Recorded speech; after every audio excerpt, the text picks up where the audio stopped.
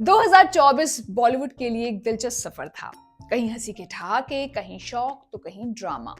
कुछ फिल्में जिनकी बॉक्स ऑफिस पर बहुत ज्यादा हिट होने की उम्मीद थी वो चल नहीं पाई, और कुछ फिल्में जिनसे उम्मीद नहीं थी उसके बावजूद उन फिल्मों ने अच्छा अपना जलवा दिखाया। तो एक रोलर कोस्टर राइड है जहां कुछ फिल्में हिट रही और कुछ बड़ी उम्मीदी के बावजूद फ्लॉप हो गई। दिखाएंगे आपको ऐसी ही कुछ शानदार फिल्में, कुछ शानदार हिस्से, और साथ ही मैं कोशिश करूंगी कि मैं OTT पर रिलीज होने वाली फिल्मों की भी यहाँ पर बात कर पाऊँ। तो सबसे पहले बात करते हैं बड़े पर्दे की उन फिल्मों की जो कि बड़े पर्दे पर बहुत दमखम के साथ रिलीज हुई। सबसे पहले स्त्री 2।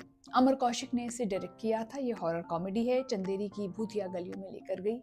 श्रद्धा कपूर और राजकुमार राव ने अपनी पुरानी भूमिकाओं को एक बार फिर से निभाया। आपको पता है ये सब लोग आपके पीछे से आपको क्या क्या बोलते हैं? छलावा, चुड़ैल, पिशाचिनी, सोनम बेवफा, ठुकरा दिया तेरा प्यार, अब इंतकाम देखेगी। हमारे बारे में क्या बोलते हैं पता है? क्या? चंदेरी का देवदास, बर्बाद आशिक, बिक्की बावरा, सस्ता रांझा, मजनू का भांजा, चन्ना मेरे या पागल प्रेमी, दुखी दर्जी, टूटा दिल शहजादा, जिसका प्यार रह गया आधा, कबीर सिंह, सूखा वर्जिन। और एक बार एक नए भूतिया खतरे का सामना किया जिसका नाम था सरकटा। कॉमेडी थी, डर था, डायलॉग्स अच्छे थे, एक्टर्स बहुत अच्छे थे, और इस फिल्म में अगर हम बिजनेस की बात करें तो बिजनेस किया तकरीबन 885 करोड़। अब ये फिल्म हिट क्यों रही? अगर मैं बात करूं तो इसका जो अट्रैक्शन था वो उसकी जोड़ी थी, यानी कि जो उसमें एक्टर्स थे उन्होंने अच्छा काम किया। कहानी की बात करें तो वो पहली कहानी जैसा मज़ा नहीं देकर आ पाई, पर नॉस्टैल्जिया के चलते और अच्छी एक्टिंग के चलते लोगों ने इस फिल्म को देखा। तो डर और हंसी का एक कॉम्बिनेशन था, कैमरा वर्क अच्छा था, और ये फिल्म हिट भी रही। उसके बाद बात करते हैं भूल भुलैया 3 की। कार्तिक आर्यन फिर से रूह बाबा बने और एक नई कहानी लेकर आए जहां दो भूत एक ही मंजुलिका होने का दावा करते हैं। विद्या बालन और माधुरी दीक्षित का एडिशन इस फिल्म को और दिलचस्प बनाता है।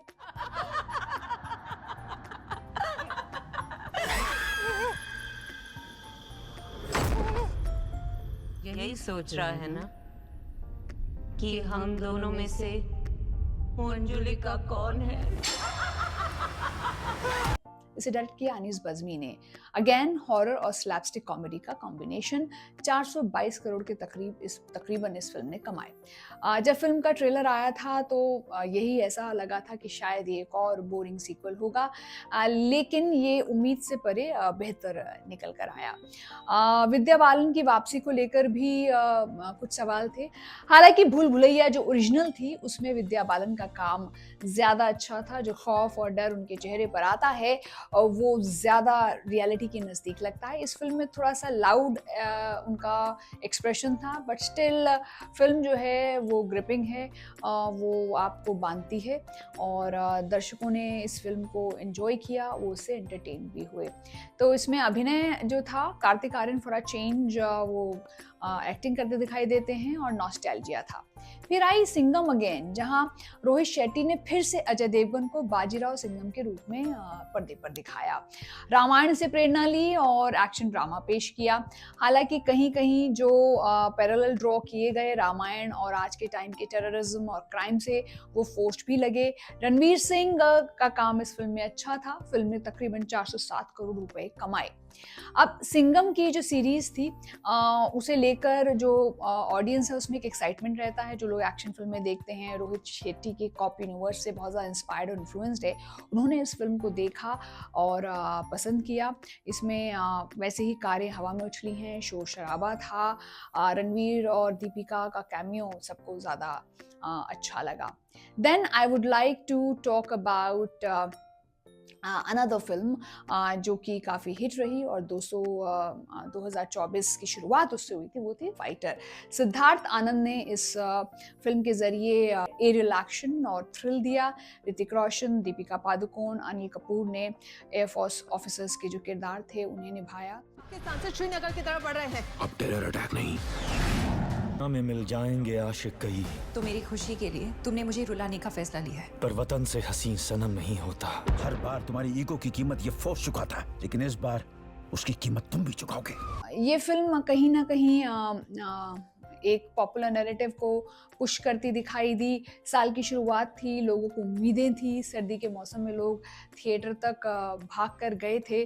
Personally I may not have like this film much, पर ये फिल्म ऑडियंस को पसंद आई, और जो देशभक्ति का जज्बा है, एंड में जो डायलॉग्स थे वो बहुत ज़्यादा फोर्स लगते हैं, ज़बरदस्ती के लगते हैं, बट लोगों ने इसे पसंद किया और ये फिल्म जो है वो अच्छा बिजनेस करके गई। सिनेमाटोग्राफी इस फिल्म की अच्छी थी, एक्शन सीक्वेंसेस अच्छे थे। फिर आई शैतान, एक हॉरर थ्रिलर, एक परिवार की डरावनी यात्रा दिखाई दी जिसमें एक बुरी शक्ति से वो टकराते हैं। अजय देवगन और आर माधवन दोनों एक्टर्स ने अपनी एक्टिंग से इस फिल्म को हिट बनाया, और जो लड़की का किरदार था वो जबरदस्त था। जोर से वंस मोर। क्या किया तुमने मेरी बेटी के साथ? What have you done to her? वशीकरण। कि आपकी लाडली मेरी कठपुतली है और मैं उसका भगवान। What rubbish! जानवी, अपने पिताजी को जोर से छामड़ मार दो।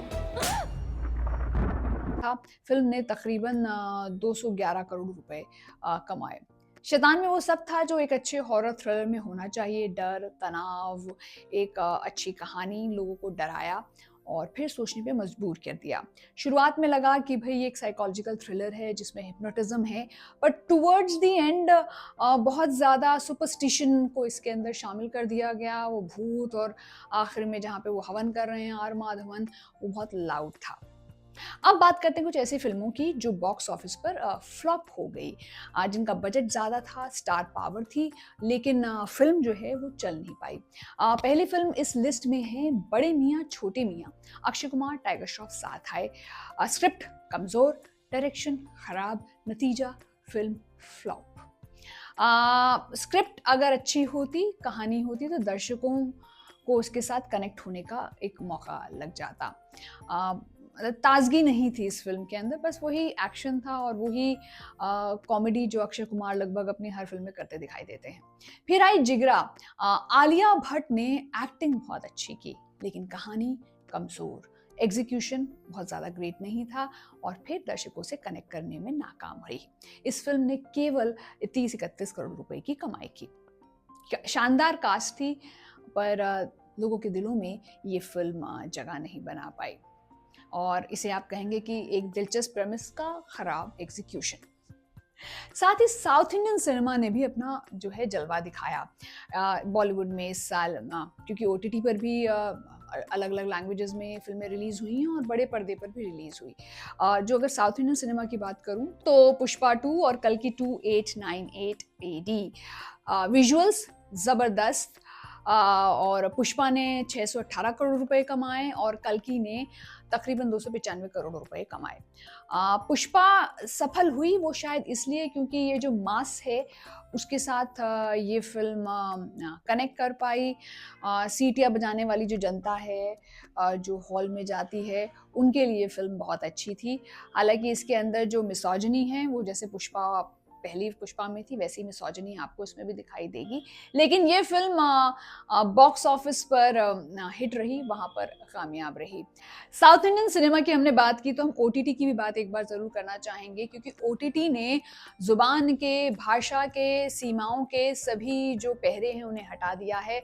बहुत सारी सीरीज़ रिलीज़ हुई जो कि अलग अलग भाषाओं में रिलीज़ हुई, पर कुछ फिल्में थी जिन्होंने OTT पर लोगों को बांध के रखा। उसके अंदर मैं जिक्र करना चाहूँगी अग्नि का, और सिकंदर का मुकद्दर, और कंट्रोल। ये वो फिल्में थी जो OTT रिलीज थी और अच्छी चली, एक अच्छी खबर लेकर आई। अगर हम कुछ की ट्रेंड्स और टेक अवेज की बात करें 2024 में, तो कुछ इंटरेस्टिंग ट्रेंड्स हमें देखने को मिले जो सामने आते हैं।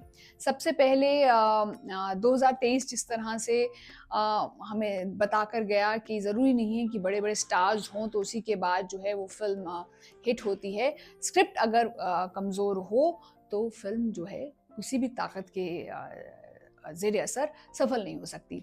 दूसरा ट्रेंड ये रहा कि री रिलीजेस हुई। रॉकस्टार और टुम्बाड ने दोबारा रिलीज़ होकर अच्छा प्रेजेंटेशन दिया।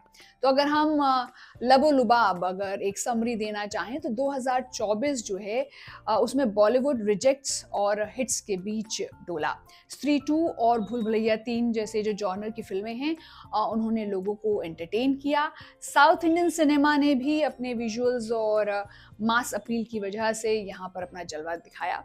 और बड़े मियाँ छोटे मियाँ और जिगरा जैसी फिल्में जो हैं वो फ्लॉप हुई because of bad direction and execution.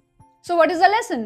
Lesson is that content is king. एक अच्छी कहानी हमेशा स्टार पावर और बजट पर भारी पड़ती है। तो ये तो था 2024 का हाल। 2025 कैसा होगा? अरे अभी तो आगाज है, देखते हैं क्या होता है। मिलती रहूंगी आपसे डिटेल्ड रिव्यूज के साथ। अपना ख्याल रखिए। Bye bye.